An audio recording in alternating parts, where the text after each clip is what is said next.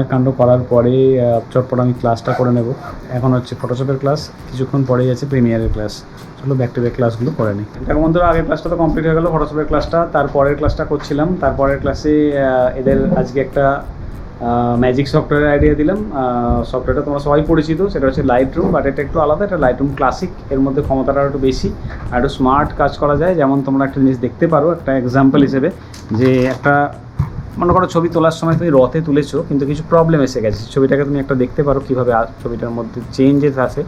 দেখো একটা ছবি তোমাদের দেখাচ্ছি আমি, ছবিটা কেমন ছিল প্রথমে দেখো। এটা ছিল ছবিটা, বুঝতেই পারছো, আর এডিট করে করা হলো এটা, বুঝতে পারছো কোয়ালিটি। তুমি ফেসের কোয়ালিটি আবার দেখো। এদের এটা সম্পর্কে আইডিয়া দিলো কীভাবে করে না করে, আর এরা সেটা নিয়ে কী কাজ করে সেটা তো আমি অবশ্যই দেখাবো তোমাদের। দেখো বন্ধুরা, ক্লাস হয়ে যাওয়ার পরে উপরে উঠে চলে এলাম। পথ বাবা ঘুমাচ্ছে, আমি এখন কী করলাম, একটা দুধ রেডি করে নিলাম, আর যে বোতলটা আগে খেয়েছিল সেই বোতলটা ধুয়ে নিয়েছি, এখন স্টেরিলাইজ করে নেবো। পথকা বাবার কিন্তু শরীরটা একদমই ভালো নয়। পথকা বাবা একে তো আজকে অতখানি জার্নি করে এসছে, শিশুমঙ্গলে গিয়ে সেরকম কোনো লাভ হলো না। আমি একদিন আলোচনা করবো এটা নিয়ে। ওর এই যে চেঞ্জ হলো 6 মাসের পর থেকে, কিছু ফুড হ্যাবিট চেঞ্জ হয়েছে, বিশেষ করে অ্যাপ্টামিল 2টা যেই আরম্ভ হয়েছে, অ্যাপ্টামিল গোল্ড 2টা স্টেজ 2টা কিছুতেই সহ্য হচ্ছে না। খাওয়ার পরে পরেই পটি হচ্ছে। এবার এটা কি ন্যাচারাল নাকি ন্যাচারাল নয় বুঝতে পারছি না।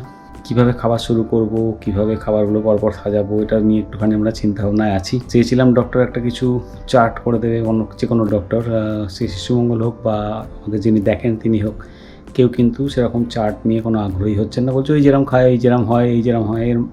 ওটা যে যেরম হয় ব্যাপারটা তো সেরকম ঠিক নয়।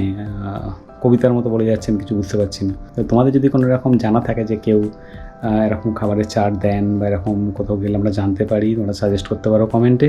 আমাদের অবশ্যই সেই সাজেশনগুলোর দরকার রয়েছে।